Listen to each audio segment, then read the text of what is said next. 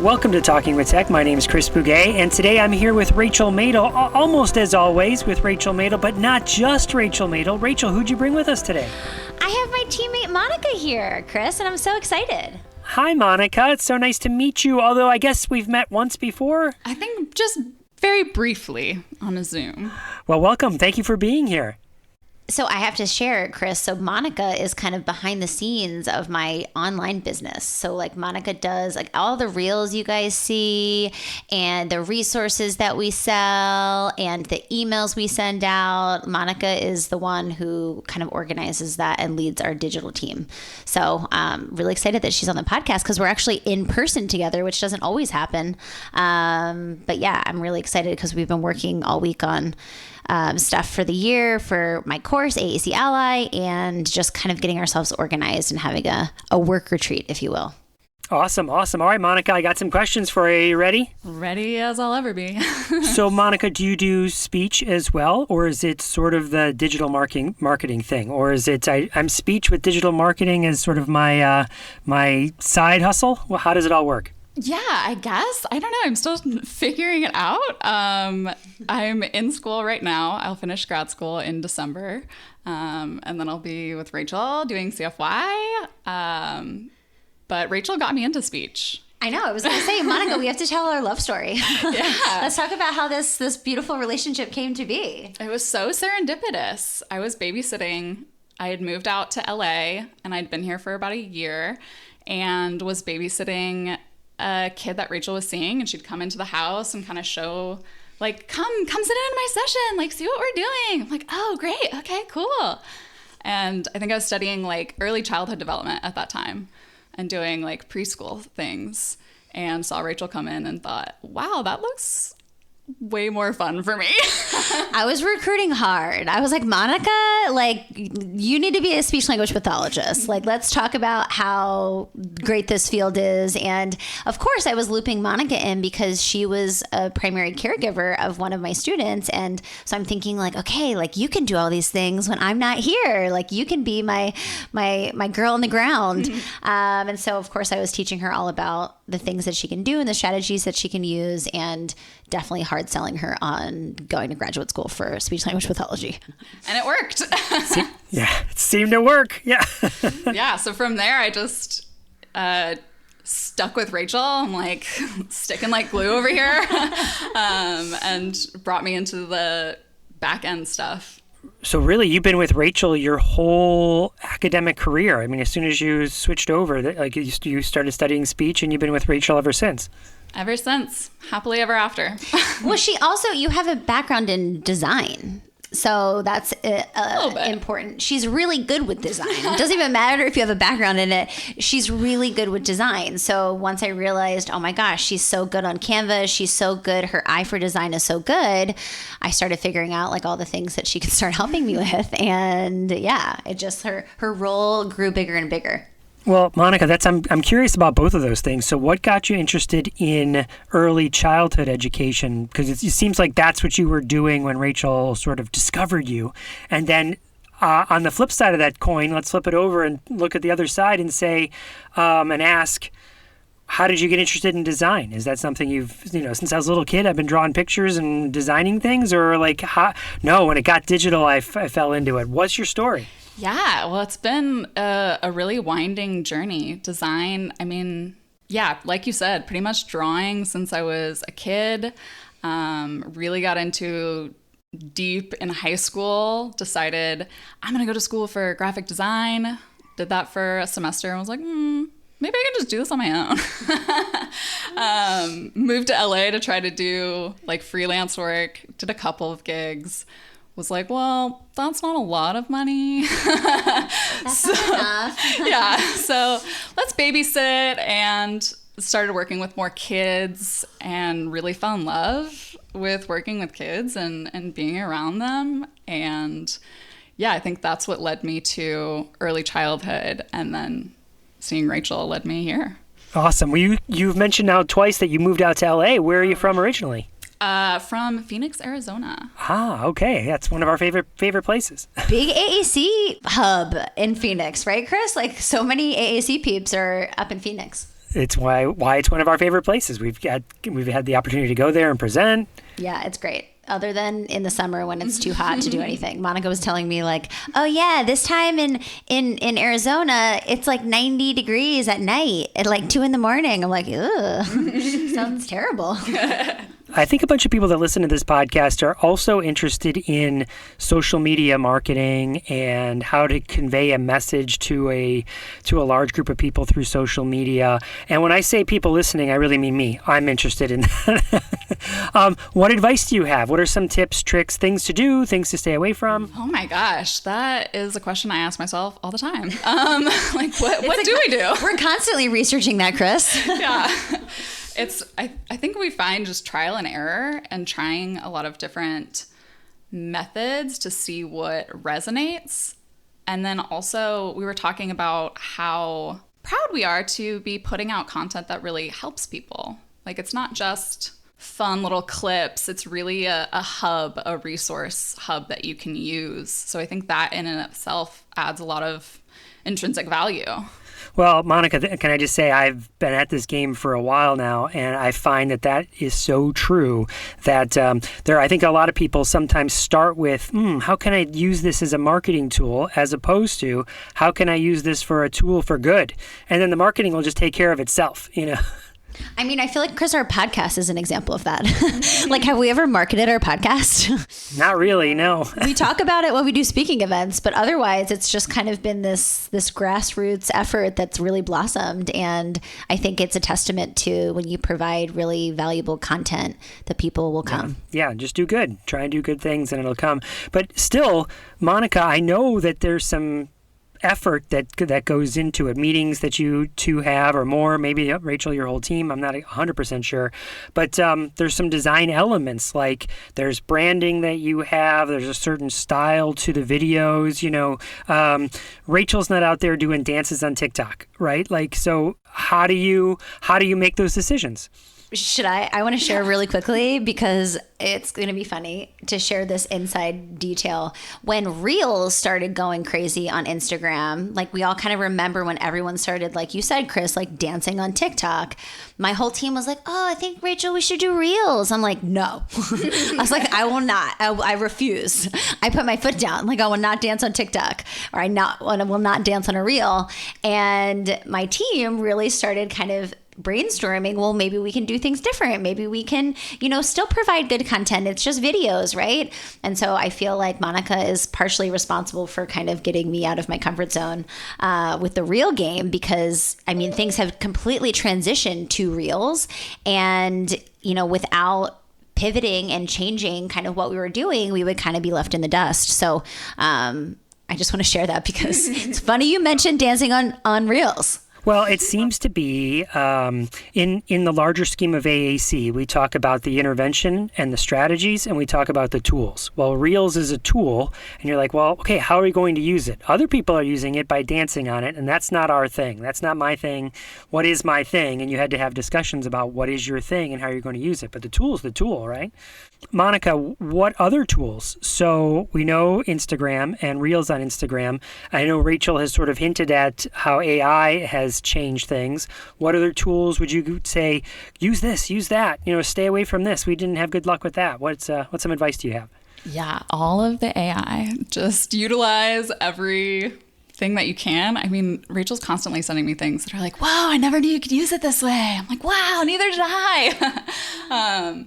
So ChatGPT, help us write comments, all kinds of stuff. It really just helps you kind of start formulating, gives you a jumping off point. Canva has been the biggest blessing. We do everything on Canva. I use it in therapy all the way to all of our resources are made on Canva. We are constantly using Canva, and I feel like my team is very well versed in all of the different features and functions of Canva. Yeah, for sure. It makes everything so easy. When I was going to school for graphic design, it was, you have to do all this in Photoshop and you have to create all these things. And now it's like, oh yeah, let me just grab this thing from Canva, put this here. It makes it a breeze. Yeah, I know it has a feature where you can bring in an image and it will pull the colors from that image and then create a brand around it. So now you know, okay, this is my swatch. What is it? What's it called, Monica? Swatch of colors? Yeah. Is that right? Yeah. A swatch. Mm-hmm. Yeah. Color palette. Yeah, your color palette. It has your color palette. It knows what the right numbers are for each color. Cool. So you guys are working together here, like in person together, because a lot you do virtually. Is that fair? Yeah, I mean, Monica lives in a different part of the city, and also my whole team is kind of remote at this point. Like, I don't typically see them in person a lot, but when we're doing these kind of week-long retreats, we want to be together, and it's just so much easier to like just be in the same place and working kind of next to each other and bouncing ideas off of each other. And I feel like there's kind of an energy to that momentum that we can build. And Monica and I were just talking last night about how it's really nice to kind of focus very specifically on a project instead of kind of this piecemeal, like, okay, do an hour here and then 2 days later do another 30 minutes. And like, it's just like we do better when we kind of deep dive into a specific thing. And so, yeah, we're organizing my course. AAC Ally is going to open in October. So we're doing all the email marketing and social media things and all of that organization, and just kind of planning out the rest of the year too, and what we're doing social media wise, what we want to do, the collaborations we want to have with other people, on that platform. So it's been really fun to kind of have that energy and like a very streamlined focus instead of just everything being piecemeal. Yeah, you can get into flow. Yeah. And it's nice too to have really focused time where we're really into our projects, and then we have downtime. We're like, all right, now it's lunchtime. Now let's relax for a little bit. And I'm able to ask Rachel all of these questions that just pop into my head. Like Rachel will say something like, oh yeah, so why do you do that? Like when would you start this? Yes. So it never stops. There's a lot of like clinical kind of discussions too around some of the concepts that we share on social media and the rationale behind it, like the why behind what we're doing and what I'm saying. And yeah, I think that's like one of the benefits too, is like really being able to teach and mentor about AAC. Awesome. Monica, one last question. Tell us a fun Rachel story. What's a behind the scenes story that you can share about Rachel? Ooh, some behind the scenes, what she really like. And if you need Rachel to leave the room, I mean, no one will hear this. Kick me out. Yeah, let's get real for a second. Wow, great question. One of the great memories last time we did a retreat was sitting out on the patio after a long day of like really brainstorming, really like working hard on a resource. We're like, oh my God, I'm so tired. So we sat out on the patio, brought a screen out and started watching some like reality TV. Like really trashy TV. Think that. When your brain is just dead and you just want to not think about anything more. You're like, yes, give me some trashy reality TV. It's so good. The best part of that story that Monica forgot was that we got pizza delivered directly to my patio. So I was like, okay, I'm hungry, but I'm literally not leaving this couch. That's awesome. How fun is that? That's great. Well, Monica, I know you're in good hands for your CFY, and I hope you guys continue to stay in the flow of things while working and get a lot done. And thank you for taking your time being on the podcast. Thank you so much for having me on, you guys. This has been really cool. Monica's a super fan of our podcast, so I'm definitely. Sure, yes, she's very excited about this. It'd be crazy to listen to my voice on 2x speed. A girl after my own heart. Rachel, tell us who the interview is today. I had the pleasure of interviewing one of my clients, Chris. Her name is Ashley Waterman. She has been in my practice for the last 2 years, and I just love talking, at a deep level with parents who are, kind of working with their children, learning how to model, learning all the strategies, their whole journey of AAC. And so I was really excited to have Ashley come on. She does a lot of work. Her son has Cohen syndrome, and she does a lot of work in that community. And she's been an all-star mom. She honestly is always kind of learning, growing. We're doing coaching together, and her son Liam is just really thriving. We started really young with AAC with him before anyone else kind of thought that it could work. I was like, yes, please, let's start this. And he's really just doing amazing. He's making so much progress. He's putting words together. He is so communicative. And I'm really excited to share this interview.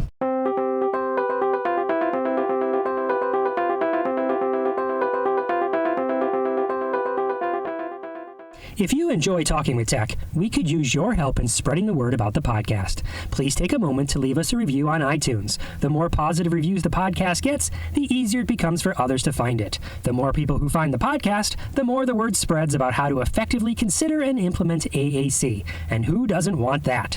If that sounds good to you, please take a moment and give the podcast a quick review. We'd so very much appreciate it. Now, let's get back into the episode.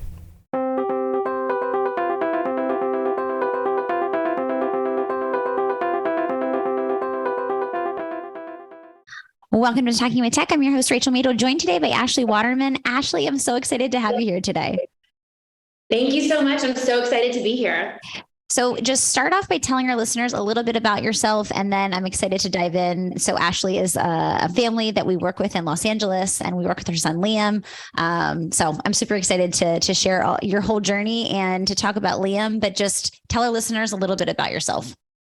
Great. I'm Ashley. I live here in Los Angeles. I have 3 sons, Ethan, Noah, and Liam. I have a wonderful husband, Ben, and a large extended family. Liam is the youngest of our 3 kids, and he is affected by a rare genetic syndrome called Cohen syndrome. So I can chat a lot more about what Cohen syndrome is and what it means for Liam and how him having this genetic condition led us to AAC as a form of communication. Yeah, I'm really excited because Liam is the cutest and has done amazing with AAC. And, we started at a really young age with him, and I'm excited to talk all about that. So first, let's kind of dive into Cohen syndrome. Tell us a little bit about that journey for you and how, you got down the path to a diagnosis for Liam. Yeah, absolutely. So it's really wild. It's, fascinating and heartbreaking at the same time. My husband and I did genetic screening 12 years ago before we had children. And at the time we were a match for other conditions, but we had never heard of Cohen syndrome. So I had a typical pregnancy with Liam, and they did tell me that he was measuring small. So around, 30 weeks, we did some stress testing. And they said that, he was growing at his own curve, so not to worry. And when he was born at 40 weeks full term, and he weighed 5 pounds. And my other boys that were also born full term weighed 8.5 pounds at birth. So that was surprising for us. And in addition, my older boys had like 99th percentile in head circumference. It's one of those measurements they take when you have a baby. And Liam had microcephaly, which is like a very small head, like not even on the growth chart. He also had a really weak cry. It sounded like a bird. And then right away, he had a lot of challenges with feeding, whether it was nursing or from a bottle, trouble gaining weight. He had a lot of infections in his first even few months of life. He got strep at 2 months, which is really rare for a young child. He had a dermoid cyst on his uvula that had to get surgically removed. He had, eye infections. It was really challenging. And so a lot of things about Liam were different. So very early on, we switched from our regular pediatrician to a lot of specialists at UCLA. My husband is actually a physician at UCLA, and I share this because when you hear about our journey and you hear how challenging it was to access, so when you hear about our journey and you hear how challenging it was for us to access genetic testing and a diagnosis, you have to remember that my husband's a physician on staff at UCLA. I have a master's in health education and health promotion and disease prevention. We're very medically literate. We know how to advocate, and we still found ourselves like totally in the dark. So Liam started seeing, a gastroenterologist to increase his weight gain, and then a geneticist, and a neurologist. The first test we did was called a microarray, and the first test, and that didn't sense any abnormalities. And then we were seeing neurology as well. We also, by a few months, noticed that his muscle tone was really weak. He couldn't hold up his head unassisted. So even before we had a genetic diagnosis, around 4 or 5 months, we started doing physical therapy and occupational therapy. We got connected with the state's, early intervention resources, and we went from there. We also, around 9 months, his pediatrician noticed some early signs of autism. She noticed some stimming movements, also, just some repetitive behaviors. And she actually referred me to an incredible program called Jasper at UCLA. It was for joint assimilation, symbolic play, engagement, and regulation. And it was a study. So I was assigned to the parent group, which was actually really incredible for me to learn about it, because autism is so much more than I previously understood. So anyways, back to the genetic testing. After the microarray didn't show anything, we wanted to pursue whole exome sequencing. So whole exome sequencing is when they sequence all 23,000 of my genes, my husband's genes, and Liam's, and they see if they find any mutations. And really just any mistakes along the way. And then even if they find something, they have to see if it has any clinical significance. Right. So when Liam was 13 months, we received this formal diagnosis of Cohen syndrome. This meant that he had a mutation on the BPX13B gene. And I share that we had previously done genetic screening, because this is actually an autosomal recessive condition, which means husband and I are both carriers, and with each pregnancy, there's a 25% chance of that child being affected. So it didn't happen with our first pregnancy, it didn't happen with our second, and then it happened with Liam. And there have been advances in genetic screening. And I know this because when we received his diagnosis, I had 3 sister-in-laws that were pregnant at the time. And they were, understandably concerned. So they went and did genetic screening at our OB's office. $250, Cohen syndrome was on it, and found out they weren't carriers. But it really also led me to talk to doctors about the importance of doing genetic screening for each, subsequent pregnancy, because there's just so many advances all the time. But anyways, so then we got the diagnosis, and, I remember the first thing I was asking was, will he walk? Will he talk? And they said, yes, he'll probably walk later on. He might talk, we're not sure. And, as time went on, we started to understand what Cohen syndrome meant. And so I like to break it down into what it means developmentally, and then what it means medically. So developmentally, children with Cohen syndrome all have a degree of intellectual disability, global developmental delay, but they don't necessarily, catch up.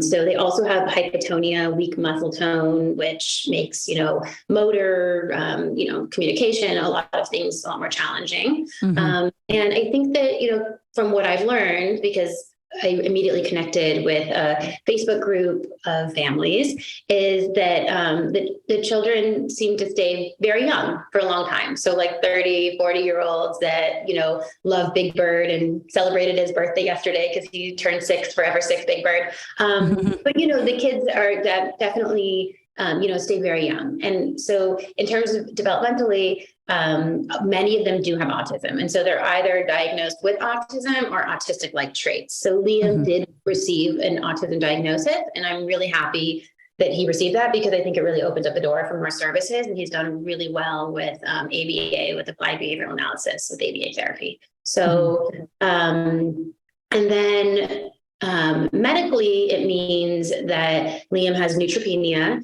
which are low neutrophils, which are a type of white blood cells that fight infection. So oftentimes a cold can land him in the hospital. And, just November was his most recent hospitalization. His brothers got a cold, and in Liam's body, these viruses turned bacterial. And he went into, acute respiratory failure and needed oxygen. And, we're just so grateful again that we live in Los Angeles, that we have incredible care that's close, that's comprehensive. So we're able to, treat his symptoms as soon as this happens. And then additionally, all kids with Cohen syndrome have retinal dystrophy. So that leads to blindness. So right now, Liam can see really well. He has glasses. Hopefully we'll show some pictures or something. You can see how he He's is. literally the cutest. Yes, we have to show him because I just like, especially with the glasses, it just like, it's just extra level cute. Oh, thank you. So people with Cohen syndrome have, myopia, which is just nearsightedness, and it's pretty severe and progressive. And then also retinitis pigmentosa, which affects the light receptors in the back of the eye. So a lot of the children become night blind at a younger age, around 5 to 10, maybe legally blind between 10 to 20. But individuals with Cohen syndrome do live a relatively normal lifespan. And what I forgot to share, which is the most important thing, is that all of our children have a cheerful disposition. They are extremely happy, cheerful children. I remember when he was getting his autism diagnosis and I was doing all the parent education, and there were so many forms asking me like how often I get frustrated with my child. And I genuinely don't get frustrated with Liam. Like, he is the sweetest, kindest, most honest person I've ever met. Like, he's just so joyful. He just appreciates everything. He loves leaves. Magnolia leaves have been a favorite of his since he was a baby. He loves looking for the moon every day. He can't wait till it gets dark to find the moon. He loves his milk. He loves watching Spidey, and he loves looking for crows. He has all his distinct interests, and he really, he doesn't care what anyone else thinks. Like, Liam just like lives his best life every day, all the time. Yes, he is honestly the sweetest, and he has the sweetest disposition. Like, he's always happy and engaged. And, when it comes to communication, which we can talk about in a second, having that, intrinsic motivation to connect is not something we can teach. And it's really exciting, that he is very inclined to communicate. And I think that's probably part of the reason why he's made such fast progress with AAC and communication in general. Yeah, and it's amazing because I shared that when he was diagnosed, we said, will he talk? And I remember one of my first posts on the Cohen syndrome family group was, are your children verbal? And I never really thought about communication beyond words. So this has been an incredible journey for me because I'm learning about all the ways that people can really effectively and meaningfully communicate without words. I think that when I tell people that Liam uses his voice, we call it his voice. So the program he uses is called Touch Chat. And we have, a separate, I can get into that if you want to ask questions. Yeah, no, go ahead. Tell us about a system. Let's transition into AAC. Yeah. So, Liam picked up a few signs very early on. He puts his hand on his chest, which means I want, and he kind of waves you away to say no. And he's able to sign more at a younger age. He has an amazing memory. He's really good at matching and has a great memory. And so I'm trying to remember the first time I ever heard about AAC. Actually, I think we were at an early intervention program, and someone told us about Rachel Madel and AAC, and about getting an evaluation. And so we reached out to you, and we were in contact with one of your awesome therapists. And so Liam was, because I just looked back this morning, so he was exactly 2.5 when we started the consult. And then by age 3, he was having, weekly AAC sessions. And now, thankfully, after fighting insurance a lot too, we get to see an incredible AAC specialist twice a week, which he loves. It's his favorite part of the day. Like, he just, often will be like, Mithalita. Like, cannot wait to see her and love to go back the videos of their sessions. So I have to tell you, I love watching Alyssa's videos of sessions with him because he's so happy, and his little laugh just like gets me every time. So, and he's doing amazing. Like, he's actually so beautifully learning language through AAC. It's really exciting for me as a therapist to see your whole story, right? Because oftentimes what happens is families don't know about AAC, or there's fears around AAC. Like, is this going to prevent verbal speech from developing? And for a 2.5-year-old, that's a lot of parents' big fears. So can you talk a little bit about that? That whole process, because I know that for every family and every person, it's different. But did you have any concerns about AAC? Were you, nervous about, using technology?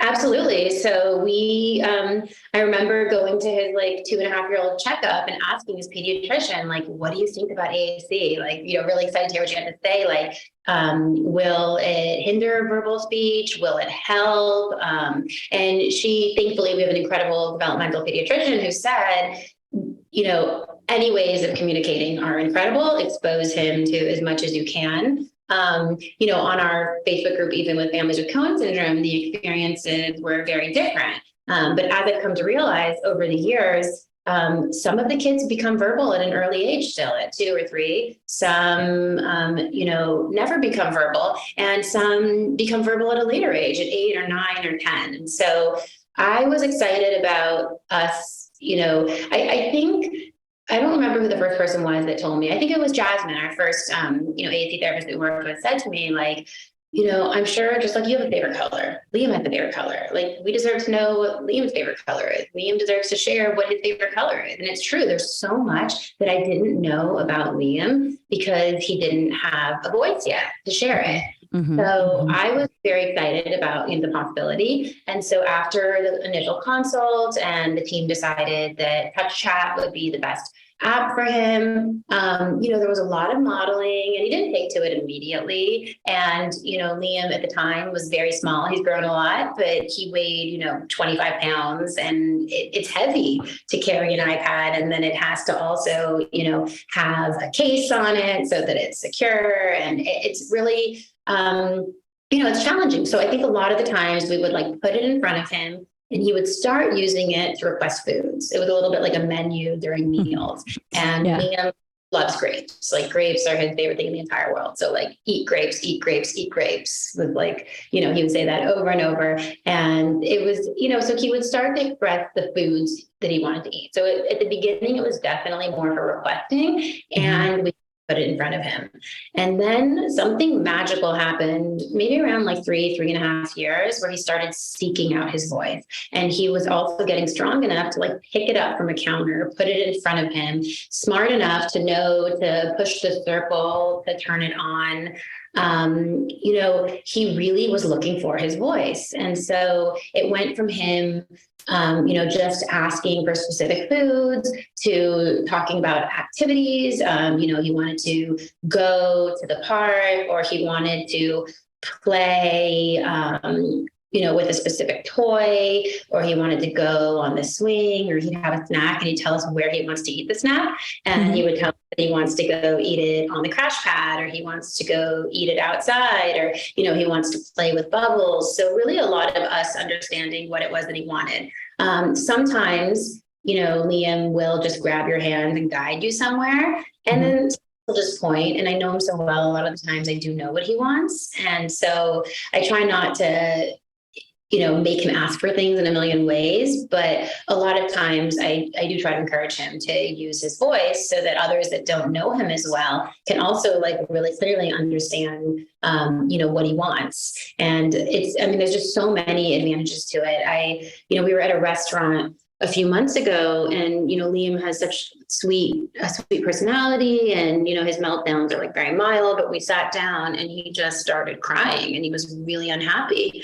And I took out his voice, and he said, eat chips, because he remembered probably the last time we were at a restaurant, he ate chips. And I was like, oh my God, that's what he wants to eat. And so we got him chips, and he was really happy. And I was like, imagine if I never knew that he wanted chips. And I just said, oh, it's okay. Or here's this, here's that, and pulled out different foods or different toys. And he never got to tell me what he wanted. And he just continued that with that frustration. And I could only imagine how over time, a child could become so frustrated. And so it's amazing how even times when he's asking for something that's not available, he's so much happier once he's able to ask, and we acknowledge that. So he loves to watch TV. He loves to watch YouTube. He loves to watch specific shows. So a lot of times he will ask to watch.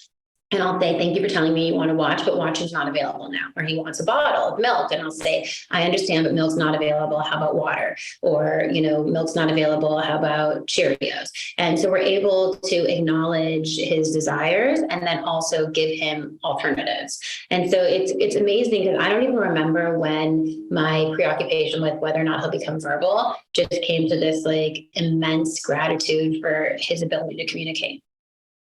Yeah. And I think that oftentimes it takes those moments where you're like, I would have never known, in this situation, what was really, bothering him, or I would have never known this small detail, right? It's like we can only anticipate so much. We can only do so much with nonverbal communication, right? Because that requires that thing to be accessible. And in that restaurant where he was upset about chips, like there weren't chips in front of him to point to or to take you to, right? And so it's just like there's only the idea in his head, and if he has no language, consistently to be able to communicate those things, then he's just trapped in not being able to really connect. Yeah, absolutely. And hold on, there was something else I wanted to share that I just lost my train of thought. Also too, a lot of times when he's in the car, so like his voice goes with him everywhere, just like our voices go with us everywhere. And so sometimes if he's in the car, I can't look back to see if he's signing. So if he's kind of like grunting and I ask him a question, he'll answer yes and no on his device. And that's really helpful to hear it like loud and clear. Oh, there was also another car ride where he was pressing watch Spidey, watch Spidey, watch Spidey. We went to the Descanso Gardens, and it was a 45-minute car ride, and he asked to watch the entire time. And I thought about taking the voice away because it was really annoying, but then I was like, no, I wouldn't take away a child's voice. So he can ask over and over and over, and the answer is still going to be the same, but at least he's saying what he wants to. Yeah, exactly. And oftentimes, you mentioned this idea of him talking about things that weren't available, or, he couldn't have at that moment in time. Just validating and acknowledging, a child's desires makes a huge difference. It doesn't mean we always have to honor it, because sometimes we can't, right? But just having that ability to share and have someone say, I hear you, like, I know what you're trying to tell me, goes a long way. And I think that is really powerful for kids. Because oftentimes we hear families that are like, oh, like, I can't always give them cookies. Like, I want to take that off the device. And I'm like, or sometimes I want to take it off. I'm like, no, if a child is thinking something, they have to be able to communicate it. Right. And it's a motor planning thing. My brain thinks of the words that I want to say, and then I have to be able to execute that, even if it means that it's not available, or I have to hear like, no, like we can't do that right now. And so I think that's a really important thing too. I also wanted to say too that I think it's really improved his health. And I know that I've made this argument many times when I've advocated to our insurance company to cover the cost of these sessions. Is, there's times where like I didn't know that he wanted water, and he'll ask for water, and then I'll feel so bad because I'm like, of course I don't want him to be dehydrated. And I'm so glad that he asked for water, or he'll ask for sleep, or he'll tell us he wants to go to his bed. So it's really nice. And then one day it was really sweet. My nanny took him to therapy, and I said, how was therapy? What did you do today? And he literally went into the sensory section and pushed crash pad and therapy ball. And then I confirmed with his therapist that is in fact, what they had worked on. And when you talk about, asking for things that aren't available, like Liam loves leaves and he loves crows. And so like he couldn't sign crows, different from cardinal or magnolia leaves. And so he'll ask me often to go, look for crows, or watch crows, which is to watch a video of it. So that's been really, really exciting as well. He is actually doing amazing language wise. Like, he is so fun to watch because he really does respond to the modeling of language and really starting to put these ideas together. Like, he's now building sentences organically. And, it's just really exciting to see as a therapist, because, these are the things that we know if we support kids by giving them immersive language exposure and that modeling on their AAC, and we give them lots of opportunities to practice communicating with us, then, these are the things we start to see naturally happen. And it's really awesome to see all of the words he's starting to combine and put together.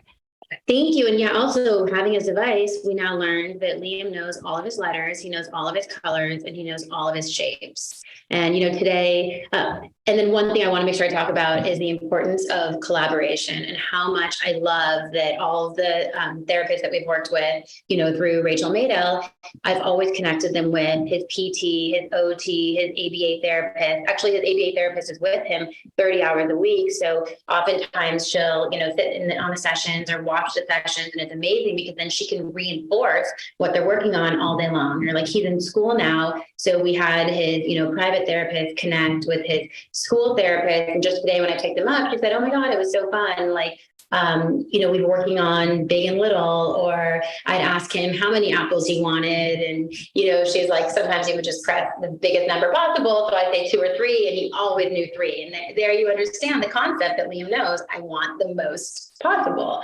Yes. So it's really cute to see how much he understands. Mm-hmm. His receptive language is really, phenomenal. And it's great that he has this opportunity. And then sometimes I'll find him on his device just exploring.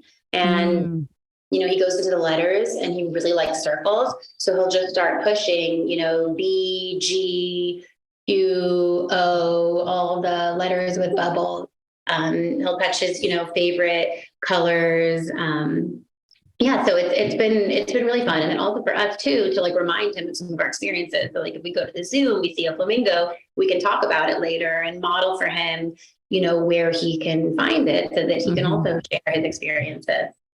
I want to circle back to this exploration, because I think what happens sometimes is we expect complete accuracy and perfection when it comes to AAC. And what I'm hearing from you is he has a lot of opportunities to explore his device and to hit all the different buttons and letters and all of those things.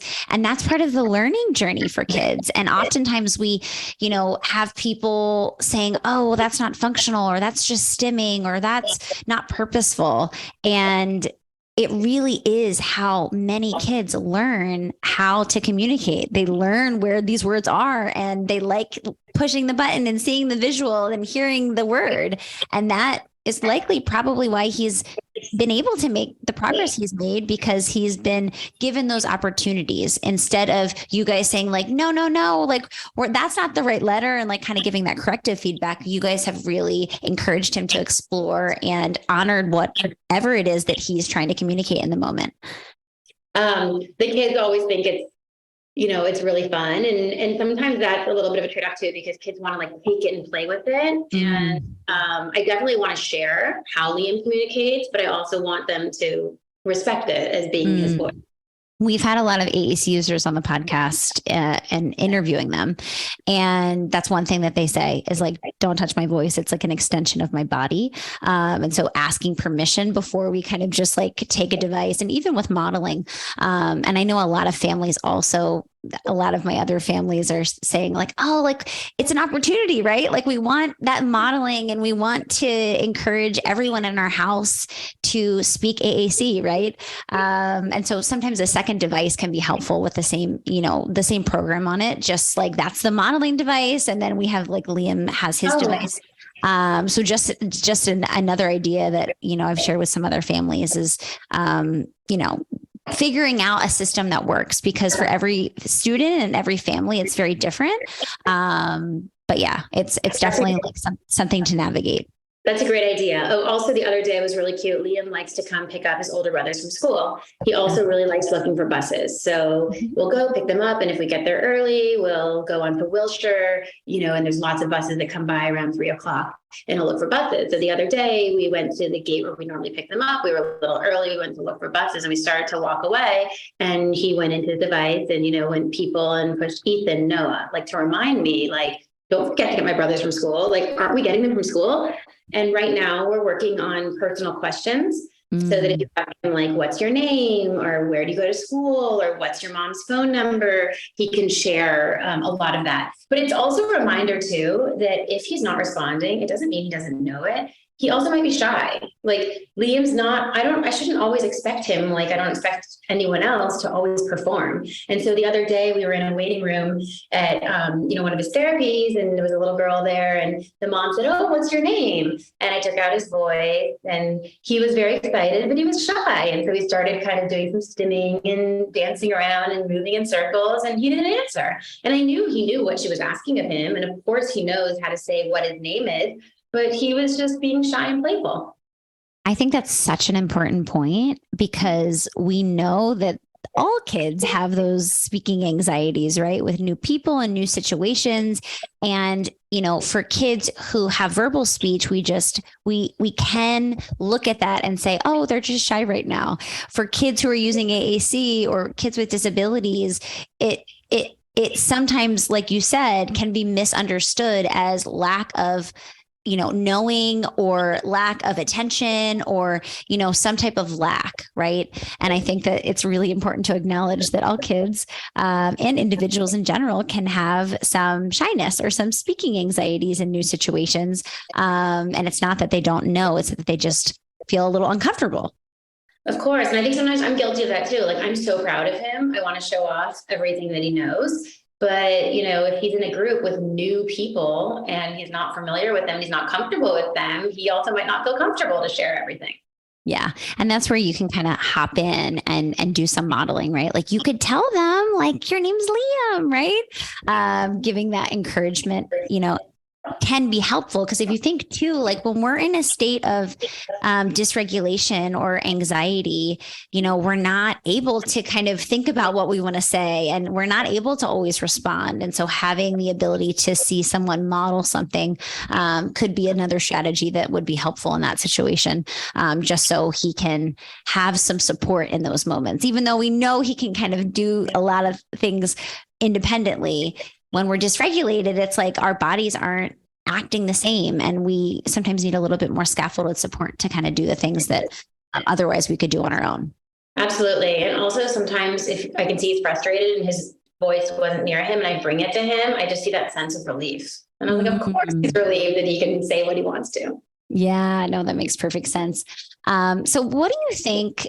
You kind of have been on this AAC journey for a few years, and I'm so excited that I was able to guide you guys through that process and get you started with AAC and, support your family in that way. What would you say is one of the biggest challenges when it comes to AAC? And, there's a lot of modeling that needs to happen and patience and all those things. But, from the parent perspective, what would you say is a challenge?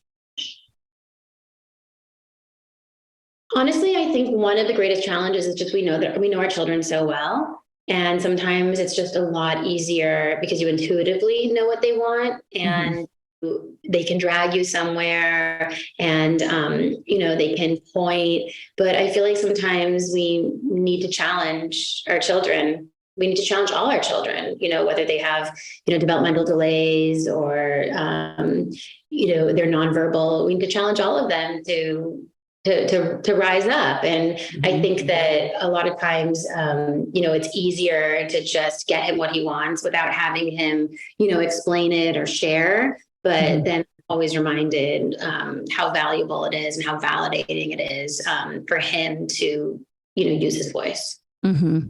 Yeah, exactly. I think that it's easy to be super intuitive and know, right? Like, I feel like parents know their kids so well that we sometimes miss those learning opportunities to learn how to explain something or to be using more words to, communicate something. I'm sure there's plenty of opportunities where he's like, I'll just use a single word right now. And that it means I want to either watch that or see it or play with that toy, right? Like, we oftentimes kind of make those leaps.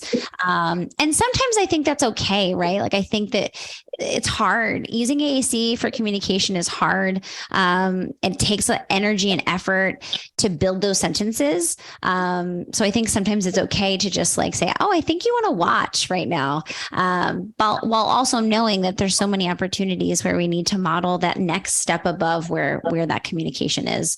And so I think that balancing is important. And yeah, it's just like this extra layer of commitment, right? To teaching him the language that he needs to move forward. Absolutely. And I think that, along with accuracy, a lot of kids that are his age that are 4 might not be able to tell you exactly what's bothering them. So there have been times where he really just doesn't look well. And I'm like, Liam, what's wrong? Does anything hurt? And then I'll go to the page, something's hurting. And I'll say, does your ear hurt?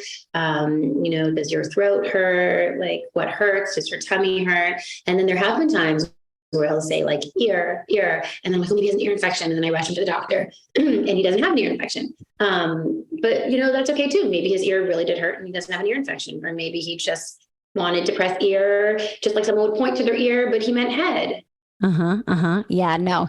And that's one of the things that I know a lot of families come to me and say, like, I want to know what's going on inside of them. Because oftentimes, the kids that we're working with also have medical things going on. And it's really hard when you don't know how they feel, what's hurting, if they feel sick. And that's definitely like something to, keep supporting that exploration, because all kids take a while to understand like what's going on in my body. Even myself as an adult, I'm like, I'm not really sure like what's going on half the time.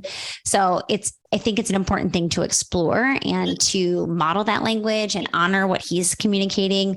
Because sometimes it's like that can make a huge difference. And like, oh, like his stomach's hurting. Like, okay, I understand that. Like maybe that'll change what we eat for dinner, or, what supplements or medications or whatever that we're, going to try.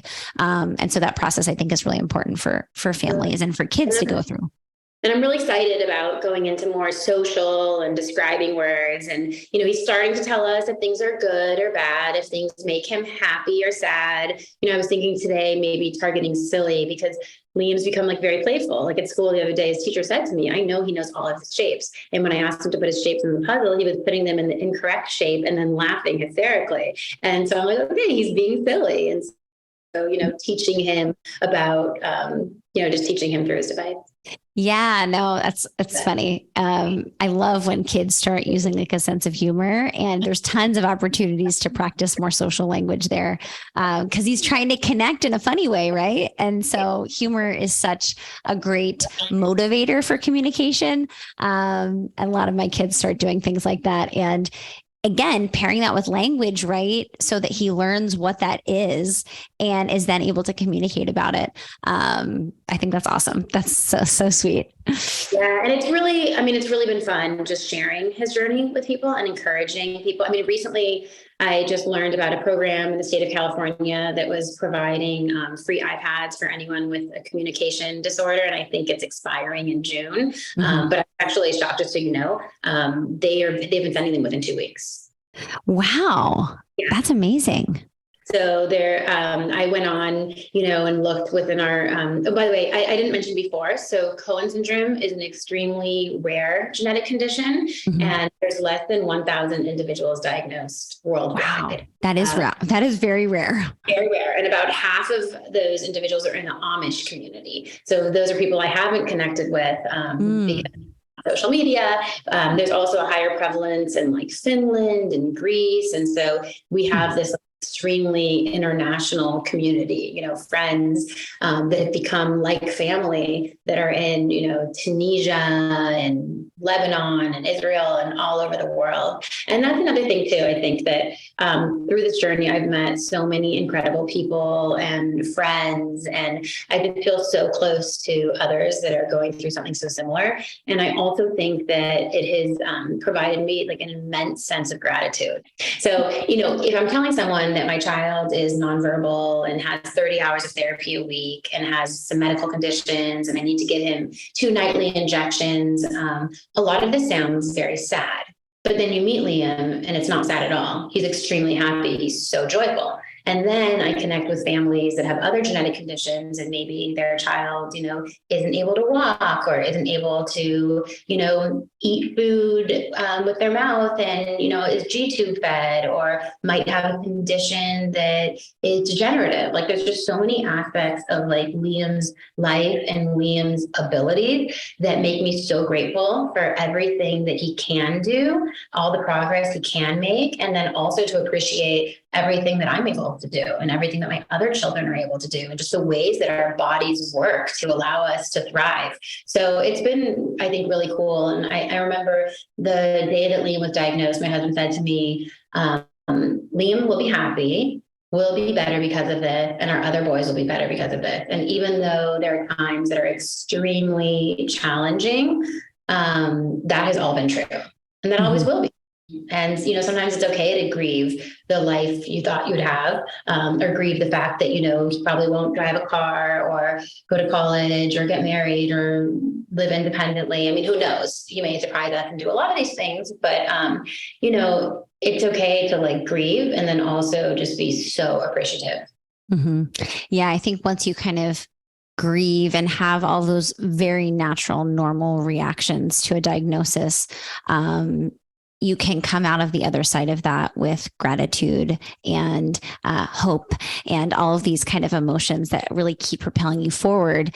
And I'm sure, as he has shown you all that he can do and is learning and, is capable of, it just, again, feeds into that gratitude and hope and all of that, positivity. Absolutely. And every time I unhide a new word or open a new folder, like I'm filled with hope. I'm filled with hope for his expanding interest and his expanding communication. I mean, he started looking for the moon every day. So then I went into space and then I realized all the planets were there. And he had learned about the planets from a Bubble Guppies episode that he loves to watch. So we started talking about the planets. He started identifying the planets. So it's really fun to see how he can continue to, grow within the program that he's using. Yeah, I know, that's awesome. And it's really fun, to be able to share new experiences and talk about new things and see what new curiosities he develops over time. Okay, Ashley, how can people get in touch with you? You're very active in the Cohen syndrome community. And so I want to make sure people who are listening, who are interested in learning more about Cohen syndrome, know where to go. And also you have to share your social media for Liam because Absolutely. It's the biggest thing ever.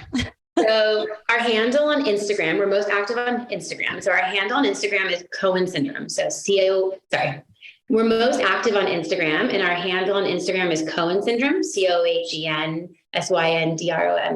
And then Liam has his own account called Liam Lights the Way because he really lights his own way.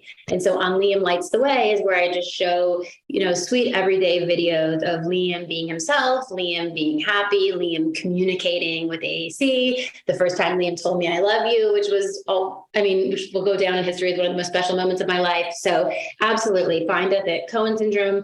Liam Lights the Way. You can always message me. I love when I find new families that are newly diagnosed, and I will pick up the phone happily anytime and talk to them and guide them through this journey because I'm so grateful for those that have done that for me. And I just really love, I love connecting with people. So please find me, reach out to me. I'm here to help you, even if it's another, genetic condition or another communication disorder, whatever it is. I'm very candid, very open, love to share the resources that we've found and how we're able to obtain them. Yeah, I think that sense of community is one of the hardest things when you're newly diagnosed, right? You're trying to figure out how to navigate the space. And I'm sure that your experience was reaching out to communities that have some experience and have kids who have similar, challenges can be helpful in guiding the way for you and connecting with the people that have been able to help you and all of those things. And so it's awesome. It's a whole new world. Yeah, it's awesome how the internet allows us to connect so easily with people, like you said, all over the world. Absolutely. I mean, I'm so grateful for all of the negatives of, social media. I'm so grateful for all the people I've connected with, the people that make me feel less alone, just everything I've learned from other parents and other families. Amazing. Well, Ashley, thank you so much for coming on today and sharing your journey. Thank you so much for having me. And just thank you again so much for doing what you do. It's so incredible. I mean, I definitely thought Liam was too young. He was 2. Is this something we should even explore? And I didn't necessarily see the progress right away. But once he started making progress, wow, I mean, his world is just expanding so much. And we're so happy for him. I know. I specifically remember the first time we met and I thought, he's not too young. Like, this is great. I was like, I'm loving that I'm getting a mom who's calling me about AAC for a 2.5-year-old. And I forgot to say that when he was able to isolate his index finger, it was like the most exciting thing in the world because he was just able to access his device, so much better. Exactly. And think about all the learning that we were able to do therapy-wise teaching you guys about AAC and how to model, all while he was able to learn those skills, right? That's the beautiful thing, is that if we shift our perspective away from the accuracy, right, in the initial stages, and we think more long term, like, yes, with time, his fine motor index point will improve. His ability to, attend and look at the different words and activate them will improve. All those things he will learn how to do. In the meantime, we were able to do a lot of parent education and training you guys up on how to model and how to integrate this into your everyday life and all of those skills. And then he caught up, right? He index point, and now he's just like a little chatterbox over there. Yeah. And all the work was worth it. All the work was definitely worth it because, Liam deserves to have his voice. Absolutely. Thank you so much again, Ashley, for talking with Tech. I'm Rachel Maddow, joined by Ashley Waterman. Thank you guys so much for listening, and we'll talk to you guys next week. Thank you.